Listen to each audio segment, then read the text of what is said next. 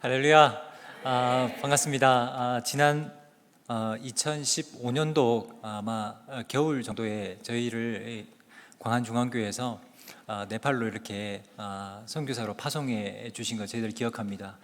벌써 저희들이 간지 7년이 만 7년이 지나고 이제 8년 차에 접어들면서 저희들이 안식년 본국사역으로 1년간 들어오게 됐습니다. 들어오면서 이제 귀한 광안중앙교회 성도님들께 또 지난 7년간 후원해 주시고 기도해 주셨는데 어떤 선교지에서의 상황들, 또 선교 보고를 드리고 또 감사 인사 드리고 또 함께 또 기도 요청을 드리려고 이렇게 찾아뵙게 됐습니다. 귀한 자리에 세워주신 우리 담임 목사님, 그리고 우리 장로님, 그리고 모든 성도님들께 정말 이 자리를 빌어 감사를 드립니다. 짧게 말씀을 전하고 그리고 선교 보고를 하도록 하겠습니다.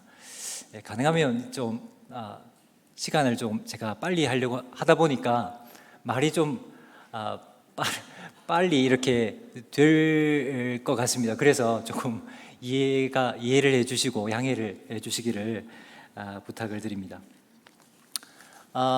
설교 PPT를 한번 보여주시면 좋겠는데요.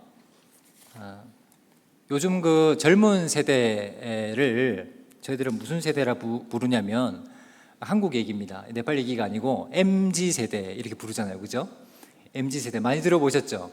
M이 뭐냐면 밀레니엄 세대, 그리고 Z가 뭐냐면 디지털 네이티브 세대, 이렇게 합쳐서 MZ세대다 이렇게 이제 부르더라고요. 그게 이제 1981년생부터 2012년생까지 이를 MZ세대다 이렇게 이제 부르더라고요. 제가 보니까 한번 넘겨주시겠습니까? 그 MZ세대 안에 새로운 종족이 두 종족이 있더라고요. 여러분 그거 아시고 계셨죠? 예, 이게 이제 네팔 얘기가 아닙니다. 이게 이제 한국 얘기를 제가 하는 거예요. 그 첫 번째 종족의 이름이 뭐냐면 욜로족이에요. 예, 욜로족이 뭐냐면 You only live once. 너의 삶이 한 번뿐이니까 충분히 즐겨야 한다. 이런 이제 종족이 생긴 거예요. 젊은 세대 가운데. 그러니까 이제 뭐 다른 말로 하면 까짓 거 한 번 죽지 두 번 죽냐 뭐 이런 이제 얘기예요. 네. 그러니까 불확실한 미래를 위해서 준비하느라고 전전긍긍하지 말고 지금 즐기자는 거예요. 지금. 그러니까 모든 수입이 있으면 거진 100%를 취미생활이나 여행을 위해 다 써버리는 거예요. 왜냐하면 미래를 위해서 준비해 놨더니 뭐 죽을 수도 있잖아요. 갑자기 죽을 수도 있고, 갑자기 무슨 일이 닥칠 수 있으니까 그거 왜 준비해? 그냥 지금 즐기지. 이런 이제 세대라는 겁니다. 그러니까 타인을 위해서 뭐 아껴가지고 뭐 이렇게 주지 말고 내가 즐길 수 있을 때 즐기자. 이런 이제 종족이 욜로족이다. 이런. 자, 두 번째 종족이 있는데 넘겨주시면 파이어족이 있어요. 여러분 파이어족이 뭐냐면 이것도 영어 앞글자를 땄는데 Financial Independence Retire Early. 이 무슨 말이냐면 가능한 빨리 경제적인 자립을 이루어서 조기 은퇴를 이루는 삶을, 조기 은퇴를 추구하는 삶을 말합니다. 파이어죠. 그러니까 무슨 말이냐면 이분들의 목표는 40대 전후에 은퇴를 하는 거예요. 목표가. 그러니까 40대 전후에 돈에 얽매이지 않고, 직장에 얽매이지 않고 일을 선택할 수 있는 자유를 추구하는. 근데 이분들은 아까 욜로족은 다 써버리잖아요. 근데 이분들은 정반대로 극단적으로 저축합니다. 그래서 수입의 한 70%, 80%를 저축을 해요. 그래서 이제 저축한 걸 뭐 하냐? ETF가 뭐냐면 이제 주식이거든요. 한 이 파이어족의 50% 정도가 해외 주식이나 이제 국내 주식을 투자를 하는 거죠. 아니면 부동산 투자, 아니면 예적금, 그리고 투잡이나 쓰리잡을 뛰기도 하고, 이렇게 해서 종잣돈을 모으는 것이 이분들의 목표입니다. 극단적이죠. 자, 제가 이 두 종족들을 보면서, 제가 오랜만에 한국 나와서 이 두 종족들을 보면서 야, 어떻게 이렇게 종족들이 새로 생길 수 있을까 이렇게 보니까 공통점이 있더라고요. 이 두 종족의 공통점이 있어요. 극단적으로 보이잖아요. 한 종족은 다 써버리고 한 종족은 끝까지 저축을 하고, 두 종족인데, 근데 제가 보니까 공통점이 있더라고요. 그 공통점이 뭐냐면 다 불확실하다는 거예요. 불확실. 불안하다는 거예요. 이분들이 특별히 MZ 세대가 청소년기에 경험했던 것이 뭐냐면 미국발 금융 위기를 경험했었거든요. 그리고 장기화된 경기 침체, 명예퇴직, 그리고 집값 상승, 학자금 대출 이런 거를 경험했기 때문에 불안한 거예요. 지금의 삶이 불확실, 미래의 삶도 불투명. 그러니까 이 두 가지 극단적인 이 삶의 태도가 나왔다. 이런 이제 해석을 할 수가 있겠습니다. 여러분, 불확실한 시대입니다. 그죠? 불확실한 시대예요. 이 세대가 정말 불확실합니다. 야, 어떻게 살아야 될까? 뭐에 투자해야 될까? 어디에 내 삶을 걸면 좀 수익률이 좋을까? 이런 거 찾는 세대라는 거예요. 오늘 제가 말씀드리고 싶은 것은 100% 정말 이거에 투자하시면 여러분, 정말 여러분 후회하지 않는다. 제가 그런 예수님의 비전에 대한 투자를 좀 하려고, 홍보를 하려고 제가 예수님의 비전에 대해서 좀 말씀드리려고 왔습니다. 여러분 넘겨주시면 애플이라는 기업이 있어요. 여러분 아십니까? 애플. 그 아이폰 혹시 가지고 계신 분 계세요? 아이폰, 이 휴대폰 중에 삼성의 그 S 시리즈도 있지만 그 아이폰 시리즈가 있잖아요. 근데 이 애플을 처음에 창립했던 스티브 잡스라는, 지금 돌아가셨는데, 그분이 비전이 있어요. 그분이 이제 이 애플을 처음에 시작할 때에 그 1983년도, 제가 이제 인터넷 좀 찾아보니까 1983년도에 한 기자랑 인터뷰를 합니다. 그때 이제 스티브 잡스의 비전을 얘기해요. 비전을 얘기하는데 뭐라고 비전을 얘기하냐면, 나는 그때는요, 여러분 기억 한번 해보시겠어요? 1983년? 그때 우리 집에 컴퓨터가 있었나? 한번 생각해 보십시오. 컴퓨터가 있었을까요? 데스크탑도 그때는 흔하지 않았습니다. 데스크탑이 없었어요. 책상만한 컴퓨터가 없었어요. 잘 없었어요. 그 삼성의 벽돌폰 아시죠? 벽돌폰. 삼성의 벽돌폰이 언제 나왔냐면 1988년도 올림픽에 맞춰서 나왔거든요.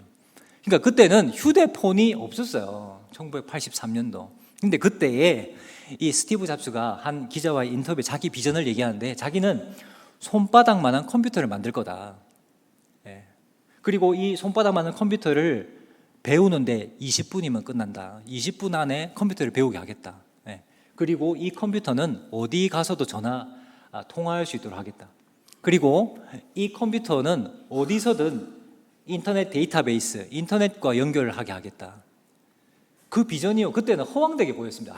그거 지금 컴퓨터도 없는데 무슨 손바닥만에 만들고 뭐 이렇게 들고 다니고 인터넷 되겠나? 그걸 다 생각했거든요. 근데 어떤 사람들은 그거에 투자를 합니다. 애플의 비전에 이 스티브 잡스의 비전에 투자를 했어요. 여러분, 지금 애플이 어떻게 된 줄 아십니까? 시가총액이라는 게 있는데, 전체 상장 주식을 이렇게 시가로 평가하는 금액이거든요. 근데 이 애플이라는 기업 하나가 주식의 시가총액이 얼마냐면 3,500조가 돼요. 3,500조. 여러분 안 놀라시는데, 이게 한국의 2023년도 전체 예산이 얼마냐면 640조예요. 그러니까 대한민국 전체 나라의 예산이, 그런데 그거에 몇 배? 5.5배를 이 기업 하나가, 이 애플이라는 미국 기업 하나가 가지고 있는 막대한 양의 총액입니다. 대단하죠. 사람들이 이 애플이라는 기업에 투자할 때에 뭘 보죠? 비전을 봅니다. 비전을. 그래서 올인을 할 건가? 지금도 이 주식에 올인하는 부분, 영끌이라고 하나요? 뭐 영혼까지 끌어들여서 투자한다, 뭐 이렇게 하는 부분들이 있더라고요. 여러분, 제가 지금 오늘 스티브 잡스의 비전도 대단했습니다. 근데 지금 그 비전 말고 예수님의 비전에 대해서 얘기를 하고 싶어요. 여러분, 스티브 잡스의 비전 이루어졌죠. 그러면 예수님의 비전은 더 이루어지죠. 더. 그분은 역사의 주관자이시고 역사의 주인이시니까 반드시 이루어집니다. 여러분, 그러면 여러분의 인생을 어디다 투자하는 게 더 수익률이 좋겠어요? 여러분, 애플이라는 기업도 대단하지만 여러분의 인생을 어디다 투자하면 정말 이 노후뿐 아니라 3, 40년의 노후뿐 아니라 영생의 수익률이 좋겠습니까? 여러분, 이건 논리적인 답변이죠. 여러분, 예수님의 비전에 투자하시길 바랍니다. 예수님의 비전은 반드시 이루어집니다. 여러분, 예수님 비전이 어디 있을까요? 오늘 본문에 저는 예수님의 기도를 읽었습니다. 여러분, 그 어떤 목사님이 그러더라고요. 그 어떤 사람의 그 관심, 그리고 그 사람의 신앙의 수준, 그리고 그 사람의 고민, 이런 거 들으려면 뭘 물어야 된다? 기도 제목을 물어보면 된다. 그 사람의 기도 제목이 그 사람의 비전이고 관심사고 고민이라는 거예요. 그래서 기도 제목을 물어보는데, 우리 예수님의 고민과 열망과 관심사와 비전이 뭔가? 그럼 예수님의 기도에 있을 거잖아요, 그죠? 예수님의 기도를 보면 예수님의 고민이 있고, 예수님의 열망이 있고, 예수님의 정말 간절히 이루고 싶은 비전이 있을 수 있잖아요. 그래서 우리는 예수님의 기도를 본 거예요, 오늘. 그래서 예수님의 기도가 오늘 마태복음 6장 9절에 10절 말씀에 있습니다. 넘겨주시면요. 자, 이 비전을 발견한 사람은 이 황홀한 비전을 발견한 사람은 어떻게 되냐면, 특별히 하나님 나라의 비전을 발견한 사람은 올인하게 됩니다. 올인하게 돼. 예. 특별히 마태복음 13장 44절에 이 밭의 보화를 발견한 사람은 어떻게 하죠? 예, 자기의 소유를 다 팝니다. 예. 그게 당연한 반응이에요. 왜냐하면 그 비전이 너무나 황홀하니까, 그 비전이 너무나 대단하니까, 주님의 비전은 이거는 투자해 볼 만한 가치가 엄청나니까. 그리고 마태복음 13장 46절에 진주장사도 이 비전을 발견하고는 어떻게 하죠? 동일한 반응입니다. 자기 소유를 다 팝니다. 다 건강해요. 올인하고 그렇게. 자, 넘겨주시면요. 자, 그래서 그 사람의 수준이 기도의 수준이다. 넘겨주십시오. 그래서 우리가 한번 읽어봤으면 좋겠어요. 예수님의 기도, 우리 한 번 더 읽습니다. 하늘에 계신, 시작. 하늘에 계신 우리 아버지여, 이름이 거룩히 여김을 받으시오며 나라가 임하옵시며 뜻이 하늘에서 이루어진 것 같이 땅에서도 이루어진. 우리가 날마다 아마 주기도문으로 기도하시는 분들이 계실 겁니다. 주님의 관심, 열망, 비전입니다. 첫 번째 제가 볼게요. 넘겨주십시오. 첫 번째, 아버지의 이름이 거룩히 여김을 받으시오며. 아버지의 이름이 이게 주님의 비전이다. 이게 이루어지나? 이게 무슨 말인가? 구약 성경에는 제가 이게 굉장히 많은 내용이지만 아주 막 줄여서 제가 간단하게 말씀드릴게요. 구약 성경에는 하나님의 이름이 두 카테고리로 나눌 수가 있어요. 하나는 엘로힘이라는 이름, 하나는 여호와라는 이름이에요. 넘겨주십시오. 자, 그러면 엘로힘이라는 이름은 주로 언제 쓰이나? 창조주 하나님일 때, 전능자 하나님일 때 그 이름이 많이 쓰이고, 또 하나 여호와 이름은 뭐 많이 나옵니다만은 시편 23편에 많이 나와요. 시편 23편에 보니까 여호와는 나의 목자다, 여호와 라하, 그리고 부족함이 없다, 여호와 이레, 주님이 미리 보신다라는 뜻이거든요. 여호와 이레는 내 지갑을 미리 보신 거예요. 우리 자녀들이 뭐 필요할 걸 아시고 미리 내 지갑을 보셔서 채우신다. 여호와 이레. 그리고 나를 쉴만한 물가로 인도하신다. 여호와 샬롬. 여러분, 제가 이 이름들을 말씀드리는 이유는 사람은요, 그 이름대로 그 사람이 그 이름과 같은 성품이 있을 때도 있고 아닐 때도 있더라고요. 저희 이제 네팔에 보면 MK들, 자녀들 이름이 뭐 사랑이, 소망이, 믿음이 이런 애들이 있거든요. 그래서 이제 권소망, 권사랑 이렇게 부르기도 하는데, 근데 그 아이들이 사랑이 항상 충만할 때도 있지만 자기가 이기적일 때도 있어요. 그리고 믿음이 충만할 때도 있지만 믿음이 떨어질 때도 있거든요. 막 불안해하고 이렇게. 근데 제가 무슨 말씀을 드리고 싶으냐면, 사람은 자기 이름대로 성품이 안 될 수도 있지만 하나님은 다르다는 거예요. 하나님은 그분의 이름이 곧 그분이라는 겁니다. 여러분, 하나님을 경험할 때에 우리는 이 이름으로 경험합니다. 하나님이 누구인가? 여호와 일의 하나님, 우리 경험하잖아요. 우리를 채우시는 분, 우리를 고치시는 여호와 라파의 하나님, 우리 경험하잖아요. 그분의 여호와 샬롬, 상상을 초월하는 하나님을 경험하잖아요. 주님의 이름이 곧 그분이구나. 자, 넘겨주십시오. 아버지의 이름이 곧 그분이라는 거예요. 그러면 아버지의 이름은 알겠는데 거룩히 여김을 받으십시오. 이게 뭔가? 이게 무슨 뜻인가? 칼빈은 이렇게 해석을 했습니다. 하나님께서 받아 마땅한 영광을 받으시기를 바랍니다. 여러분, 하나님 이름이 너무 대단하잖아요. 여러분의 삶 가운데 너무나 필요한 게 있었는데 하나님이 공급해 주셨어.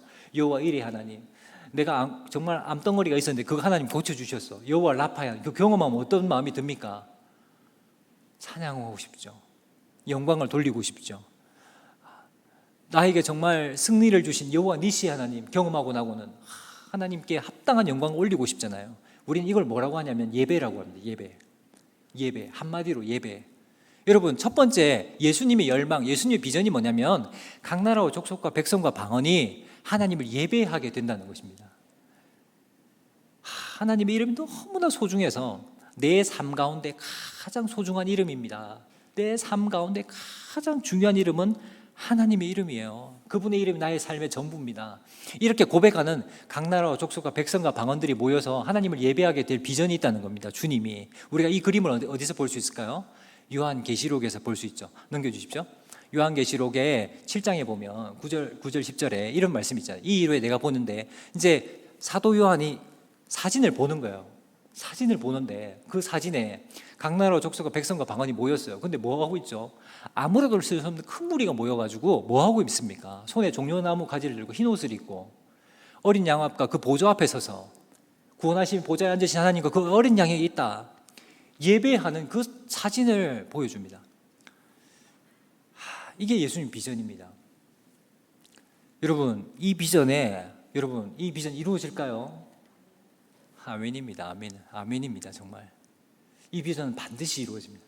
우리 예수님, 역사의 주관자이신 예수님의 비전이고, 이 비전을 이루실 겁니다. 주님이. 그래서 우리에게 아버지의 이름이 거룩히 힘을 받으소서라고 기도하라고 하시는 거예요. 이야, 이 엄청난 비전입니다, 여러분. 넘겨주십시오. 그 존 파이퍼라는 미국의 설교자는 선교가 왜 존재하는가, 그 종족에, 특별히 네팔의 네팔 종족 가운데 예배가 없기 때문에 선교가 존재한다, 이렇게 얘기를 했습니다. 맞는 얘기입니다. 여러분, 모든 족속이 주님을 예배할 때에 주님 오실 거죠. 넘겨주십시오. 넘겨주시고요. 두 번째, 하나님의 나라가 오게 해주십시오. 아버지의 나라가 오게 해주십시오. 아버지의 나라가 오게 해주십시오. 여러분, 아버지의 나라가 이미 왔습니다. 주님이 오셔서 이미 왔어요. 그러나 아직까지 완벽히 온 것은 아니라고 신학자들은 얘기합니다. 아버지의 나라가 오게 하소서. 아버지의 나라가 나의 전부이고 열망인가? 저는 한 번 더 넘겨주십시오. 이 영화 혹시 보셨습니까? 이 뮤지컬이던데, 안중근 의사, 안중근 이제 의사를 이제 그의 마지막 1년을 이제 뮤지컬화해서 영화를 만들었더라고요. 이제 선교사님들하고 같이 만나서 이제 보는데, 저희 네팔에서 이 안중근 의사가 참 부잣집 손자더라고요. 그 할아버지가 쌀집을 했는데 굉장히 잘 나가는 이제 부잣집이었어요. 근데 이분이 이제 뭐 하기로 하셨죠? 대한 독립을 위해 정말 뜻을 정하셨잖아요. 그래서 이제 그 독립 자금 된다고 이제 쌀집 하다가 망하고, 그리고 인재 양성한다고 학교 하다가 망하고, 그리고 자기는 뭐 해죠? 독립군, 목숨을 건 거죠. 목숨을 걸어. 이 영화가 처음 시작할 때 흰 눈밭에서 자기 동지들, 이 안중근 의사 동지들이 손가락을 끊습니다. 손가락을 끊어서 이 태극기에다가 여러분, 그때는 대한이 독립될지 안 될지 아무도 모르는 때였잖아요. 대한이 독립될까? 이 나라가 독립이 될까 말까? 다 이제 안 된다는 쪽에 걸고, 그래서 이제 일본에 붙기도 하고 그랬잖아요. 그때에 모든 걸 걸어, 재산, 그리고 자기의 목숨을 걸어 자기 손가락을 잘라서 거기 태극기에다가 대한 독립이라고 씁니다. 제가 이제 그 모습을 보면서 어떤 마음이 들었냐면, 야, 참 독립이 될까 안 될까 그것도 확실하지 않는 그때에 이 안중근이라는 분은 정말 모든 걸 걸어, 대한 독립을 걸어, 모든 걸 걸었는데, 나는 정말 하나님의 나라가 확실하다는 100% 비전인데 이거에 모든 걸 올인하고 있는가라는 질문을 하게 되더라고요. 야, 나는 올인하고 있을까? 나는 전부인가? 하나님의 나라가 나의 전부인가? 전부인가? 예라고 쉽게 대답을 못 하겠더라고요. 조금 전에 그 말씀을 한번 조금 전 슬라이드 말씀을 한번 마태복음 혹시 4장 4장 17절에 이때부터 예수께서 비로소 전파하여 이르시되 어떻게 하라? 회개하라. 천국이 가까이 왔느니라. 여러분 하나님의 나라가 가까이 왔는데 뭐 하라고 하십니까? 회개하라고 하시는 거예요. 여러분 하나님 나라의 왕이 누굴까요? 하나님 나라의 왕이 하나님이시거든요. 그죠? 그분의 나라의 주인은 주님이시잖아요.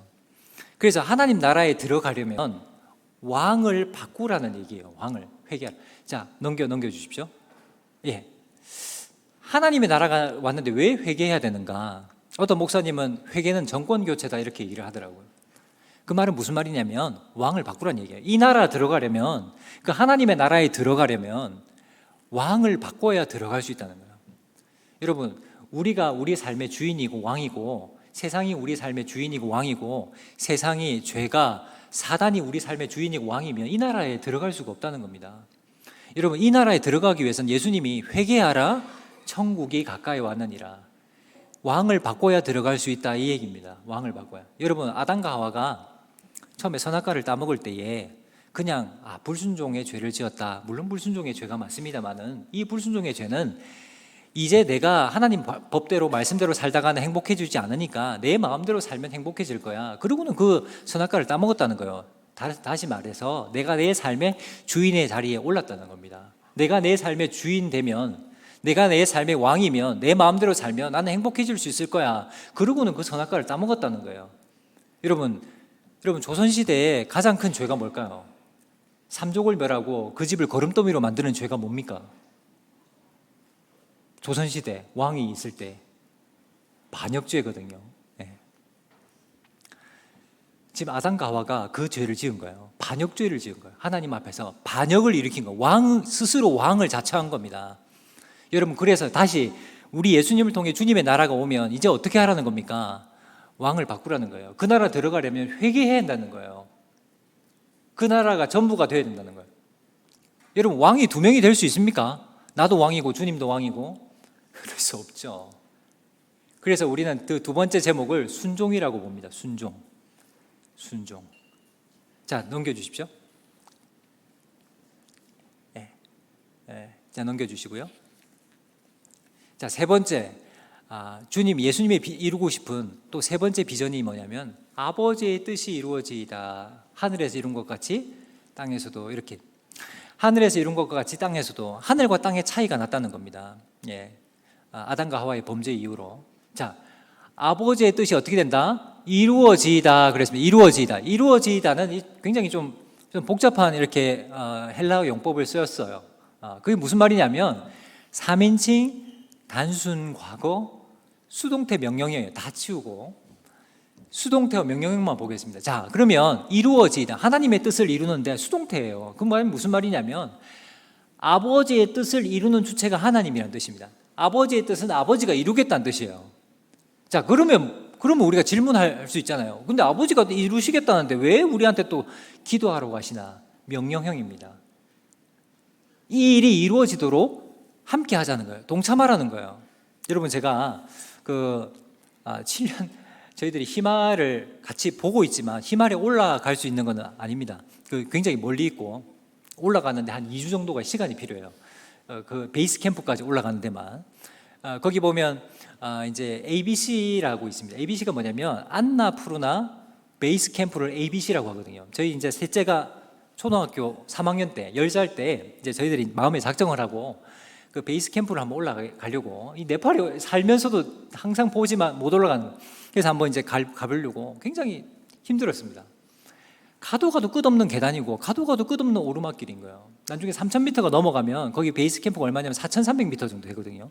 ABC 3,000m 넘어가면 머리가 어지럽고 지금 고산이 옵니다. 고산이에요. 그럼 뭐 약을 먹고 올라가야 되거든요.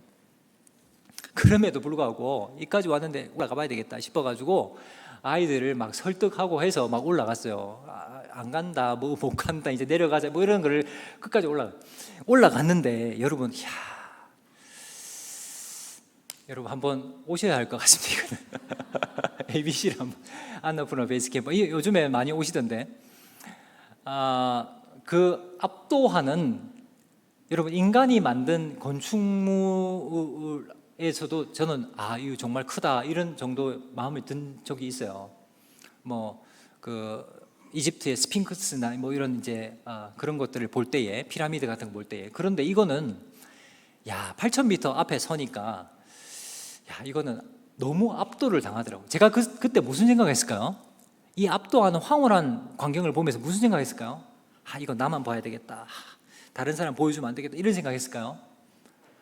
제가 생각이 나더라고요. 제가 사랑하는 분들, 또 제가 아는 분들, 이거 좀 같이 봤으면 좋겠다, 이런 마음이 들더라고요. 제가 이 얘기를 하는 이유는 물론 힘 아래 한번 오십시오 이런 얘기도 있지만, 제가 하는 이유는 우리 주님의 비전이 너무 압도적인 비전이라는 거예요. 주님의 비전 너무 황홀하고 너무 대단하니까 우리 주님이 수동태 명령형이에요. 같이 좀 하자는 거예요. 같이 좀 하자. 같이 좀 동참하자. 내가 이룰 거야. 하나님의 이름이 높임을 받을 전부인 민족과 백성과 방언을 만들 것이고, 하나님의 나라가 오게 할 것이고, 아버지의 뜻이 완벽히 이루어지는 그날이 올 것인데, 너 그날 그 황홀한 광경을 너 이룰 때에 같이 좀 하자는 거예요. 마치 이런 거예요. 여러분, 추석 때 우리가 이제 송편을 빚을 때에 우리 어머님들 얼마나 예쁘게 잘 빚으세요. 송편을 이렇게 잘 빚으시잖아요. 근데 우리 이제 1살, 2살짜리 아이가 와가지고는 송편 좀 빚겠다고 막 하잖아요. 그럼 우리 어떻게 합니까? 너는 베리니까 너는 이제 하지마 뭐 이렇게 하지 않잖아요. 너도 해보라고 하잖아요. 이제 송편을 만들라고 주면 어떻게 합니까? 1살, 2살짜리 막 이렇게 막 터지고 막 이게 찐빵인지 송편인지 모르는 그런 걸 만들어가지고 하잖아요. 왜 참여를 시키죠? 엄마들이 너도 해보라고 하죠. 왜 그렇게 하죠? 아이를 사랑하니까. 여러분, 주님이요, 주님의 엄청난 비전을 지금 이루시고 계신 거예요. 주님이 하시면 다 잘하시죠. 주님이 하시면 우리가 근데 주님이 너무 사랑하셔서 너도 좀 해볼래? 라고 초청하시는 거예요. 성교가 그렇습니다. 제가 그렇더라고요. 저는 너무나 부족하고, 저는 분명히 터질 거고 찐빵 같은 걸 성교에 동참해서 만들 텐데, 주님이 오라고 하셔서 저같이 부족한 자도 너 한번 해봐라. 그리고 우리 성도님들을 한번 오라고 하셔서 한번 해보라. 그리고 나의 엄청난 황홀한 비전에 너희도 동참하자. 이렇게 지금 콜링하고 계신다는 겁니다. 자, 그러면 넘겨주십시오. 자, 하나님의 이루실 아버지의 뜻이 뭐냐는 거예요. 여러분, 제가 성경에 아버지의 뜻이 많이 나옵니다. 그죠? 항상 기뻐하라, 쉬지 말고 기도하라, 범사에 감사하라. 이것이 너희를 향하신 하나님의 뜻이니라. 뜻이에요. 내가 거룩하니 너희도 거룩하라. 이게 아버지의 뜻이죠. 근데 성경에는 하나님의 뜻이 많이 나오는데, 여러분이 만약에 여러분 집에 우리 아이들이 있는데 그 한 아이를 엄청 아프거나 아니면 잃어버렸다. 그러면 그 아버지의 뜻이 뭘까요? 가장 시급한 아버지의 뜻. 아들을 찾는 거죠. 아들이 빨리 낫게 되는 거죠. 그게 아버지의 가장 시급한 뜻이 아니겠어요? 그 집에 장사도 잘 되고, 그리고 또 사업도 이게 다 아버지의 뜻이겠지만, 그러나 그것보다도 지금 가장 시급한 뜻은 그 잃어버린 관계가, 그리고 그 원수된 관계가 회복되고 아버지께로 돌아오는, 그게 아버지의 가장 시급한 뜻이 아닐까요? 오늘 보시면 요한복음 4장 34절에 보면 어떤 얘기가 나오냐면, 사마리아 우물가 여인에게 주님이 복음 전하니까 그 인생의 여인의 인생이 굉장히 구구절절합니다. 결혼을요, 남편이 여럿이에요. 결혼 여러 번 했어요. 어떻게 하다 그렇게 될지 모르겠지만, 하여튼 결혼 잘하면 인생 편다는 그런 말을 듣고 결혼을 한 건지, 하여튼 남편이 너무 많고, 하여튼 그런 인생을 살다가 사람들에게 조롱받고 정말 그런 절망적인 인생을 살다 우리 주님을 만난 겁니다. 주님을 만나고 보니까, 메시아를 만나고 보니까 인생이 달라지는 거예요. 그리고는 그 물동이를 팽개치고는 마을에 내려가서 예수님을 만났다고 복음을 전하잖아요. 그 여인이, 사마리아 여인이. 자, 그런 직후에 예수님이 뭐라고 얘기하시면, 그 제자들이 와서 예수님 저 식사 좀 하십시오. 점심 저희 사왔습니다. 점심 식사하십시오. 이러니까 예수님이 하신 얘기가, 나의 양식은, 이렇게 얘기를 하시고, 이게 무슨 말이냐면 나의 점심은 뭐죠? 나의 점심은 나를 보내신 이의 뜻을 행하여 그의 일을 온전히 이루는 이것이니라. 무슨 말이냐면 주님은 밥을 안 먹어도 힘이 난다, 이 뜻입니다. 여러분, 밥을 안 먹어도 힘이 나는 게 있잖아요. 우리가 여러분, 밥 안 먹고도 할 만한 게 있잖아요. 여러분, 그런 게 있습니까? 어떤 분은 낚시가 그렇다고 얘기해요. 어떤 분은 골프, 어떤 분은 바둑, 어떤 분은 보니까 테니스, 이런 거 밥 안 먹고 할 수 있겠다, 이런 분이 있더라고요. 여러분 다 거룩하셔가지고 그런 게 없는지 모르겠는데, 하여튼 주님은 밥을 안 먹어도 난 밥 안 먹고 너무 지금 너무 행복해, 배가 불러, 주님이 나의 점심은 이거야, 이렇게 지금 이제 제자들에게 얘기를 해주시는 거예요. 그게 뭐냐면 4장 35절에 너희는, 그 다음 절입니다. 그 다음 절에 넉 달이 지나야 추수할 때가 이르겠다 하지 아니하였느냐. 그러나 나는 너희에게 이르노니 너희 눈을 들어 밭을 보라, 희어져 추수하게 되었다. 주님은 복음 전도에서 주님을 만나 인생이 바뀐 영혼이 돌아오는 것, 이것이 정말 밥을 안 먹어도 힘이 난다는 거예요. 아버지의 뜻이 이루어지이다. 넘겨주십시오. 자, 저희는 그래서 이것을 관계 회복이라고 아주 압축해서 얘기합니다. 관계 회복이다. 자, 첫 번째 비전이 뭐라고요? 예배. 두 번째가 뭐라고요? 순종. 세 번째가 뭐라고요? 관계 회복. 여러분, 에베소서 1, 2, 3장에도 보면 우리 예수님이 평화잖아요. 이 땅에 오신 이유가, 십자가를 지고 이 땅에 오신 이유가 평화를 이루기 오셨잖아요. 그분은 무슨 평화? 원수된 우리와 하나님과의 관계가, 수직적 관계가 관계 회복을 위해서. 원수였거든요, 주님과의 관계가, 아버지와의 관계가. 근데 그걸 회복하게. 그리고 유대인과 이방인, 이 원수 같은 이웃과의 관계, 원수 같은 저 인간하고의 관계가 회복되게 하려고 주님이 이 땅에 오셨거든요. 관계 회복을 위해서 주님이 오셨거든요. 이게 이루어질까? 근데 주님은 열망이고 비전이라서 기도하라고 하시는 거예요. 자, 넘겨주시고요. 그래서 주님은 아버지의 이름이 거룩히 여김을 받으시고, 예배, 그리고 순종, 관계 회복, 이것을 전부를 이 비전 나 이룰 텐데 여러분에게 기도하라고 말씀하시면서 동참하라고, 이 일에 여러분의 한번 올인해 보라고 말씀하시는 거예요. 넘겨주시고요. 제가 이제 사역 잠시만 보고 드리고 마치도록 하겠습니다. 사역 PPT 한번 보여주시겠습니까? 저희 이제 네팔에 있습니다. 네팔은 여러분 위치를 잘 모르실 분도 계실 것 같아요. 왜냐하면 제가 네팔 가라고 했을 때 어디 있나, 네팔이 도대체 네팔이 어딘가 잘 모르겠더라고요. 그런데 이제 중국하고 인도 사이에 네팔이 있습니다. 자, 넘기시면요. 네팔은 인구가 한 3천만 명 정도 됩니다. 그리고 350만 명 정도가 이주 노동자, 한국에 한 9만 명 이상이 지금 이주 노동자로 와 있고요.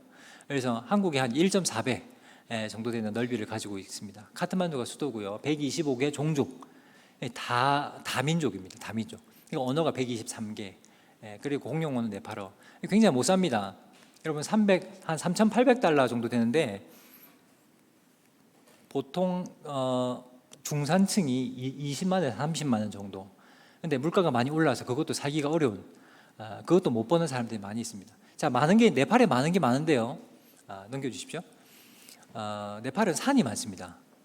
네팔은 굉장히 산이 많아요. 14좌 뭐 이렇게 얘기를 하지 않습니까? 우리가 8,000m 이상 되는, 그 중에 8개가 네팔에 있습니다. 에베레스트 비롯해서. 넘겨주십시오. 그리고 또 신들이 많아요. 신들이 엄청납니다. 신들이. 거기는 이제 힌두 3억 3천만 개의 신이 있습니다. 3억 3천만 개. 그래서 이제 다다익선이라고 이제 이 신들이 한 사람당 5개, 10개 이렇게 믿습니다. 뭐 시바신, 여러 신들을, 창조의 신, 이런 신들을 자기들이 믿어요. 비슈누, 유지의 신, 이런 신들을 믿으면서 자기에게 복을 달라고 그렇게 합니다. 그래서 가장 큰 종교는 힌두고요. 그 다음에 불교입니다. 여러분, 그 네팔이 성지예요. 어디의 성지냐면 불교의 성지예요. 그 네팔에 보면 룸비니라고 있는데, 룸비니가 뭐냐면 부처가 태어난 곳입니다. 우리가 이스라엘 성지순례 가듯이 우리 스님들이 어디 성지순례냐면 네팔에 오세요. 그리고 그 네팔은 파슈파티나트라는 힌두의 성지가 있습니다. 인도의 힌두인들이 어디에 성지순례 오냐면 네팔에 와요. 네팔은 그래서 굉장히 영적으로 혼탁한 곳입니다. 두 가지 종교의 성지예요. 예. 그리고 이제 기독교가 지금 이제 막 성장하고 1.4% 정도 넘겨주십시오. 먼지가 많습니다. 저희가 차를 씻어 놓으면 그 다음날 다시 먼지가 확 이렇게 창문을 잘 못 여는 먼지가 많습니다. 넘겨주십시오. 다민족입니다. 그렇지만 네팔은 공룡이지만 저희같이 생긴 사람도 많이 있고 티베탄, 그다음에 인도에서 넘어온 그 종족도 많이 있습니다. 넘겨주시고요.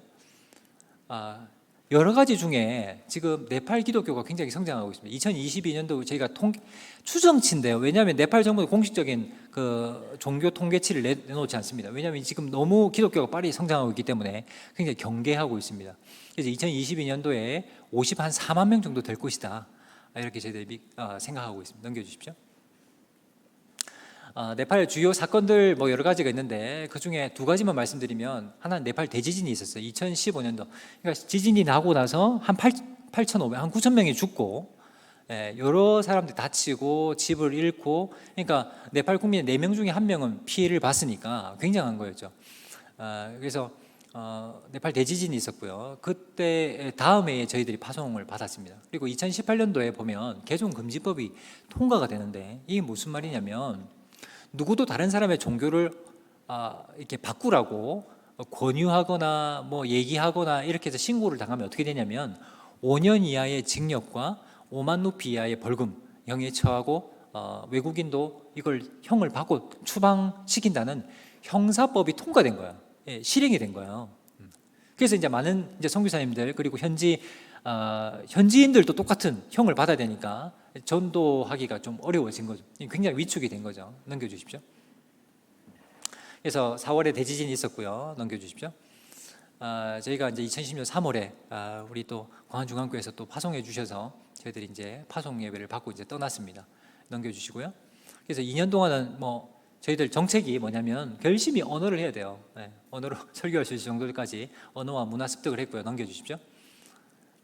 정탐 여행을 저희들 여러 가지 떠납니다.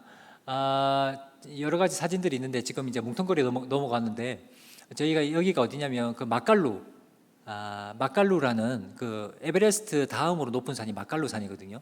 저기 가려면 어떻게 해야 되냐면 9시간 걸어가야 돼요. 차로 올라갈 수 있는 길이 없습니다. 그래서 걸어서 이제 막 올라가서 저희들이 복음을 전하고 같이 정탐 여행을 하는 그런 시간들이 있었습니다. 넘겨주십시오. 지금 현지 동역자들 지금 여러 가지 사진들이 지금 이제 있는데, 저희들이 처음 가서 뭘 했냐면 제자를 세웠습니다. 제자. 여러분, 제가 딴 게 한 게 아니고 오늘 제가 여러분에게 설교한 이 제목을 설교를 이게 이제 12주 동안 같이 쉐어를 합니다. 저희들이 일주일에 한번 모이고 성경공부, 그리고 새벽 기도를 하고 또 저녁에도 모이고 해서 막 훈련을 하거든요. 훈련을 하는데 전부라고 이제 고백할 때까지 나의 삶에 있어서 하나님 아버지 이름이 전부고, 나의 삶에 있어서 아버지, 그 안중근 의사처럼 아버지의 나라가, 하나님의 나라가 전부이고, 그리고 그분의 뜻을 이루는 것에 나의 삶을 전부를 걸 건가. 제가 그렇게 해서 제자 훈련을 한 거예요. 제자 훈련을 이렇게 막 같이 하다가 보니까 뭐 도망간 사람도 있고 부담스러워서 안 오는 사람도 있고 이렇게 있었어요. 그러다가 이제 이 4명이 남았습니다. 4명이. 네 명이 남았는데, 이제 니얼 목사님, 그리고 뒷벅 우리 목사님, 그리고 수리아 목사님, 그리고 뿌렘 뭐 어구한데 이제 전도사님 정도로 볼 수 있겠네요. 이 4분이 남은 거예요. 이 4분하고 이제 지금 저는 이제 이 4분에게 계속해서 코칭을 하고 있고, 이 4분이 이제 저하고 같이 사역을 하기 시작한 겁니다. 넘겨주십시오. 그래서 이분들에게 뭘 훈련했냐면, 여러분, 그리스도인이 다 그리스도인이 됐다고 복음 전하는 게 아니잖아요. 왜 그러면 그리스도인이 복음 전하지 않을까 생각해 보니까, 그리스도인들이 복음 전하지 않는 이유는 3가지다. 첫 번째는 왜 복음을 전해야 되는지 모른다. 왜 복음을 전해야 돼? 이거 모르니까 복음 안 전한다는 거예요. 두 번째, 넘겨주십시오. 누구에게 복음을 전해야 될지 모른다는 거예요. 열방과 민족과 족속과 방언이 아니라는 겁니다. 여러분, 누구에게 복음을 전해야 될까요? 여러분, 가치나는 한국말이에요. 가족과 친구와 아는 사람에게 복음을 전해야 돼요. 여러분, 우리 네팔 분들 이렇게 훈련할 때 뻐사찌라고 하거든요. 뻐리왈사티 찐내꼬만체인데, 이게 가치나예요. 가치나.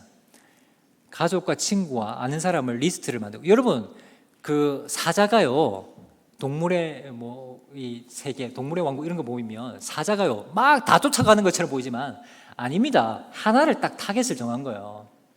여러분 전도를 어떻게 해야 됩니까? 하나를 정하는 겁니다. 하나를. 예, 그 중에 하나를 정해서 어떻게 하죠? 우리는 전략이 뭐냐면 타기선사예요. 타기선사. 물론 네팔어도 있지만 타기선사 한국말인데 타겟을 정하고 기는 뭘까요? 기도하고 선은 뭘까요? 필요가 있어요. 저희들 기도하다 보면 그 사람의 필요가 생각나요. 선물, 작은 선물을 하고 그 다음에 사는 뭘까요? 그리고 때가 됐어요. 사랑 이야기를.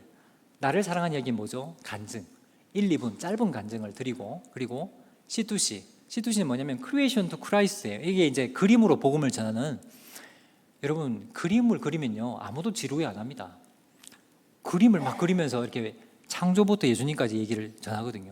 재밌어합니다. 그래서 저희들이 그런 전략으로 복음을 전합니다. 자, 세 번째 또 뭘 몰라서 복음을 못 전할까요? 어떻게를 모르는 거예요.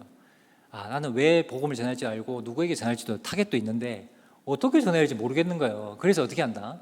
저희들이 가르칩니다. 그래서 간증도 할 수 있도록 하고 네팔어로 저희들이 사역자들 그 다음에 C2C 복음도 이렇게 지금 이제 컴퓨터로 만든 그림이지만 이제 그립니다. 여러분 못 그리면 못 그릴수록 더 좋아하더라고요. 제가 보니까 막 이게 못 그리면 못 그릴수록 복음을 전합니다. 그래서 예수님 복음을 얘기하고 예수 그리스도 영접할 수 있도록 합니다. 넘겨주십시오. 자, 그래서 저희들이 오늘 제가 여러분에게 한 비전 캐스팅을 합니다. 하나님의 마음이거든요. 하나님의 마음이 전부야. 비전이 하나님 예수님의 비전 너의 삶을 올인할 수 있겠어? 그 하나님의 이름의 전부야. 여러분 네팔에 3억 3천만 개의 신들이 아니고 그 중에 한 신, 그 중에 다다익선 예수신도 하나 추가하는 게 아니고 정말 너 다른 신은 다 버리고 이 아버지의 이름에 이 예수님의 이름에 너 전부를 걸 수 있냐? 그걸 제가 계속해서 물어보는 거예요. 그리고 두 번째 하나님의 나라가 너의 전부야. 아버지의 뜻을 이루는데 너 전부를 걸 수 있어? 그렇게 해서 이제 제자를 세우는 겁니다. 아버지의 마음을 가지고 어떻게 하죠? 기질하는 거예요. 기질은 한국말인데 물론 네팔어도 있지만 기질은 기도하고 질문하는 거예요. 매일 하박국 3장 2절에 수년 내에 부흥케 하옵소서 그 기도를 가지고 여러분 그 기도가 네팔어하고 영어는 뭐라고 나와 있냐면 수년 내에 나의 때에 나의 시간에 하나님의 나라가 임하게 해주십시오. 하나님의 부흥이 임하게 해주십시오. 그런 기도입니다. 그 기도를 크게 우리가 드리는 거예요. 그리고 질문하는 거예요. 오늘 나를 통해 로마서 10장 14절에 듣지 못하는데 어떻게 믿겠어요? 여러분 듣지 못하는데 뭘 믿겠어요? 들어야 되잖아요. 거잖아요. 어쨌든 그럼 나를 통해 몇 명이나 예수를 들었냐는 거예요. 그 질문을 하는 거예요. 매일 밤에 괴롭겠죠. 오늘 하루를 통해 도대체 몇 명이나 주님의 비전을 듣고 주님의 복음을 들었나? 오늘도 0명 괴로운 거예요. 저희들 그렇게 합니다. 그렇게 하다가 이제 진짜 안 되겠다. 내가 이렇게 살면 안 되지. 그리고 시도를 하는 거예요. 그래서 두 종류의 사람이 있죠. 세상에는 첫 번째는 뭐죠? 불신자. 또 두 번째는 신자. 불신자에게는 뭘 전한다? 복음을 전하고 신자에게는 오늘 제가 했던 얘기를 합니다. 비전 캐스팅을 하는 거야. 너 전부냐? 정말? 너 정말 예수 믿는다고 하면서 예수님의 나라가 예수님의 비전 너의 전부야? 전부를 걸 수 있겠어? 이렇게 질문을 하는 거죠. 굉장히 부담스러운 질문인데 그 다음에 그런 사람들 저희들 훈련을 하는 거죠. 이제 훈련을 해서 가정교회를 세웁니다. 여러분 가정교회 재밌는데 가정교회를 저희들이 모이라고 하면 주변에 힌두 분들을 초대를 해요. 오라고 해. 이제 밥을 먹으라고 저녁 식사를 같이 하자고 이렇게 가족끼리 이렇게 초대를 하면 막 이렇게 교제를 하고 밥을 먹다가 이제 기도 제목을 나누거든요. 기도 제목이라고 해봐야 이제 고민거리. 이제 아이들 고민거리 어디 아프다 뭐 돈이 없다 이런 이제 기도 제목 나누거든요. 근데 놀랍게 그 기도 제목이 응답이 되면서 하나님을 경험합니다. 그 자리에서 하나님을 경험하면 이 사람들이 예수님을 믿게 돼요. 그리고는 어디로 가느냐? 이 두세 가정교회를 모아 저희들이 교회를 개척합니다. 저희들이 건물을 먼저 짓는 게 아니고요. 가정교회를 하고 그 예수 믿는 사람들을 두세 가정이 모아서 교회 개척을 해도 저희들은 월세 이런 데 이제 사람이 사는 곳을 해서 이제 교회를 개척하고 이제 그분들이 헌금을 해서 교회를 뭐 지을 수 있도록 물론 좀 도울 수는 있겠죠. 그렇게 하고 있습니다. 그리고 이제 그 교회를 개척하면 그 교회에서 또 다른 곳에 가정교회를 파견하거나 아니면 리더들을 보내서 또 다른 밭에 가서 교회를 개척할 수 있도록 저렇게 그렇게 훈련을 하고 있습니다. 넘겨주십시오. 그래서 어떻게 됐냐? 코로나 시기에도 저희들이 온라인 훈련을 계속 진행했는데요. 이렇게 훈련을 했고, 넘겨주십시오. 이게 이제 그 치투안이라는 곳인데, 치투안은 저희들이 5시간, 6시간 걸립니다. 그곳에서 이제 저희 사역자 중에 뿌레미라는 아까 사역자가 있었잖아요. 그 사역자의 고향이 이 치투안이에요. 그래서 이제 그 사역자가 내려가서 이제 그곳에서 이제 BST가 어떤 약자냐면 돌파한다는 뜻이에요. 브렉드루라는 뜻이에요. 돌파고 S는 뭐냐면 Strategy Training, 전략 훈련이라는 겁니다. 그래서 이제 그분이 왜 누구에게 어떻게를 복음을 전하고 정말 전부냐고 또 이제 비전 캐스팅을 하죠. 그리고 이제 사람들에게 복음을 전하라고 합니다. 그럼 그분들이요 삶 가운데서 복음을 전하기 시작해요. 위축된 사람들, 형사법 때문에 어떻게 복음을 전해 이랬던 사람들이 복음을 전하기 시작합니다. 넘겨주십시오. C2C로 저희들 소그룹으로 복음을 전하는데 요 이제 그림 사진 전에 어떤 사진이 있냐면 이제 저도 이제 이렇게 말만 하고 전도 안 하면 안 되잖아요, 그죠? 그래서 저는 어떻게 전화했냐면 저희 집에 이제 물을 갖다 주는 그 물집 아저씨가 있었거든요. 물을 늘 갖다 주고 이렇게 하는데 하루는 이제 앉으라고 해서 차를 마시고 이제 여러 가지 얘기를 하다가 간증을 짧게 합니다. 짧게는 이제 나도 지질이 못 사는 집에서 살았고 그런데 정말 그분이 저희들은 하나님이라고 얘기 안 하고 그분이 나를 도와주셔서 그분 때문에 내가 너무 행복한 삶을 살고 있는데 그분의 이야기를 한번 듣고 싶냐 이런 얘기를 그분이 너도 사랑하는데 너도 좀 관심을 갖고 싶어하고 너를 도와주고 싶어하는데 그분의 얘기를 한번 들어볼래? 이렇게 하면 여러분 네팔 사람 제가 듣고 싫은데 라고 하는 네팔 사람을 한 번도 본 적이 없어요. 다 듣고 싶습니다. 여러분 제가 지금 무슨 얘기를 하냐면 여러분 아까 개종금지법에 신고를 당하면은 이게 안 되거든요. 근데 신고 당하지 않고 듣고 싶냐고 물어봐요. 복음을 너 듣고 싶냐 이렇게 물어보면 듣고 싶다고 해요. 듣고 싶잖아요. 어떻게 이 사람은 바뀌었을까? 어떻게 이 사람은 이렇게 저희 아이들이 저를 향해서 이제 앵그리 버드라 제가 하도 화를 많이 내고 이제 그렇게 하니까 근데 그 인간이 자꾸 바뀌고 이렇게 하니까 그런 얘기를 듣고 싶은 거예요. 어떻게 인간이 바뀔까 이런 얘기를 듣고 싶은 거죠. 그러니까 이제 그 얘기를 하고 싶다니까 듣고 싶은 거예요. 그 복음을 듣다 보면 그 사람도 예수님을 영접하고 그리고 물집 아저씨와 그 부모 아내와 그 아들이 예수를 믿고 그리고 그 물집 아저씨의 부인의 동생이 상무 지금 우리 따지면 상무인데 그 배구 선수더라고요. 그 군대에서 이렇게 운동 선수 하는 사람도 있잖아요. 그 분도 와가지고 저희들 밥 같이 먹자 하면서 이 간증을 했더니 또 예수를 믿고. 네. 여기 그림은 어디냐면 오른쪽 왼쪽 맨 위에는 이제 신발 공장. 저희들이 신발 공장에 그 200원 300원 하고 하나 신발 만드는데 그런 데서 정말 열악하게 사시는 분들이 빵하고 이제 주스를 좀 사가지고 좀 드리면서 또 똑같이 하는 거죠. 이렇게 이런 그분의 이야기를 혹시 듣고 싶냐 이렇게 하면 다 듣고 싶다고 합니다. 빵 먹으면서 뭐 하겠어요. 그러니까 복음을 얘기하면 또 그림을 막 그리면서 우리 얘기를 하면 굉장히 듣습니다. 그리고 거기서 이제 기도 모임이 시작됐고 그리고 이제 오른쪽 위쪽에는 누구냐면 그 네팔은 그 여성 인권이 굉장히 약합니다. 그러니까 성추행, 성폭행 이런 걸 많이 당하거든요. 그러니까 그 마을에 살 수 없어서 이 여인들이 그 시골에 사는 여인들이 카트만두로 와서 이제 그 여성들 쉼터 이런 보호센터 이런 데 이제 있는 거예요. 저희들 거기 가서도 이제 그분의 얘기를 하고 그분의 얘기를 듣고 싶냐? 듣고 싶죠. 그래서 그걸 듣고 그리고 이제 복음을 듣고 이제 그 두 그룹이 이제 처음 시작되면서 저희들이 PCC 교회라는 프로비던스 커뮤니티 처치라는 교회를 개척하게 됐습니다. 넘겨주십시오. 이건 가정교회 얘기인데요. 가정교회 조금만 있다가 넘겨주십시오. 그래서 이제 교회 개척을 이제 PCC 교회 이게 이제 가렸는데 PCC 교회 이제 저희들이 조그만한 이제 방에서 모이다가 이제 성도들이 점점 많이 모여가지고 이제 큰 홀을 빌려서 이제 했고 그 이제 PCC 교회는 저희들이 이제 다른 목사님이 전담해서 하도록 하고 저희들의 목표는 교회를 더 키우는 부분은 현지 목회자들이 할 수 있도록 저희들 하여튼 지금도 모임을 하고 있지만 돕고 저희들은 교회를 개척하는 게 사명이기 때문에 저희들은 또 다른 교회 이 언언더 집원 이 영원한 생명 교회를 또 이제 시작을 이제 저희들이 조그마한 데를 빌려가지고 월세를 주면서 시작을 했습니다. 예. 자, 아까 그 그림 가정교회를 한번 보여주시겠어요? 제가 지금 마지막 얘기를 한번 하고 싶은데요. 시간이 많이 돼가지고 죄송합니다. 지금 가정교회를 저희들이 이제 시작을 했습니다. 시작을 했는데 이게 어떻게 됐냐면 저희 이제 사역자 중에 니얼 목사님이라는 사역자가 있습니다. 그 아까 말씀드렸는데 그 사역자가 제가 늘 하는 얘기가 아버지 이름이 전부고 하나님 나라가 전부고 하나님의 뜻을 이루는데 전부를 올인해야 된다는 얘기를 많이 하다 보니까 그 사역자가 하루는 자기가 가정교회를 하나 건축을 하겠다는 거예요. 그래서 아니 무슨 가정교회를 어떻게 건축해, 우리가 돈이 없는데, 이렇게 얘기를 하니까 자기가 시골에 그 아버지 때부터 받은 그 땅이 있다는 거예요. 그 땅을 팔아가지고 한 700만 원 되는데 그거를 여기다가 다 붓겠다는 거예요. 근데 제가 처음에 그 얘기를 듣고는 굉장히 좀 말렸습니다.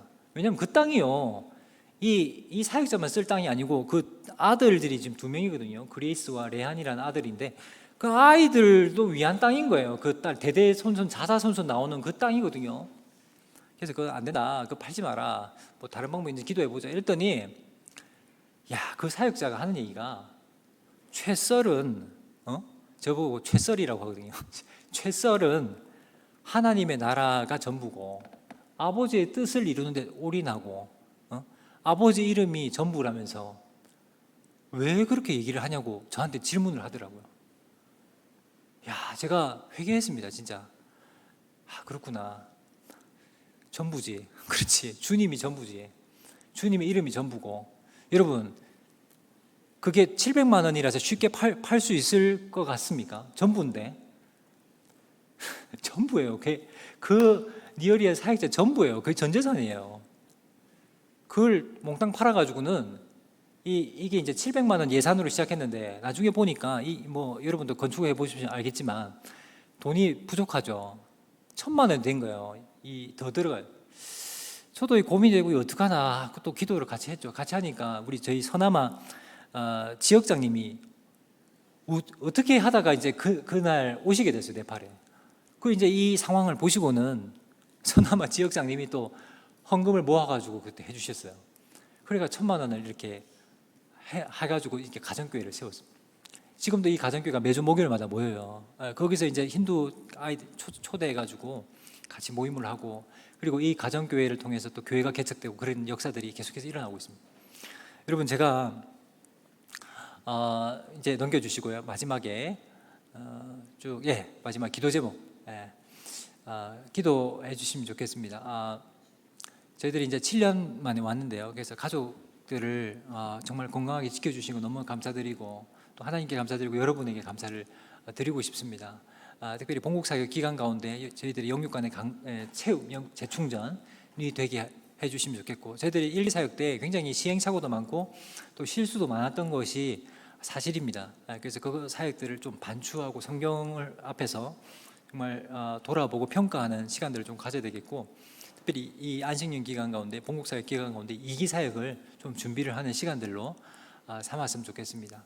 그리고 아까 그 전부를 드린 네팔 사역자, 지금 이제 저희 대신해서 이제 사역을 하고 있는데 그 사역자와 또 다른 사역자들이 이제 저희들 맡은 사역들을 감당하고 있는데 잘 감당을 성령 충만해서 잘 감당할 수 있도록 계속해서 기도해 주시면 좋겠습니다. 이 시간 한번 통성으로 한번 기도해 주시고 제가 마지막으로 한번 기도하고 축도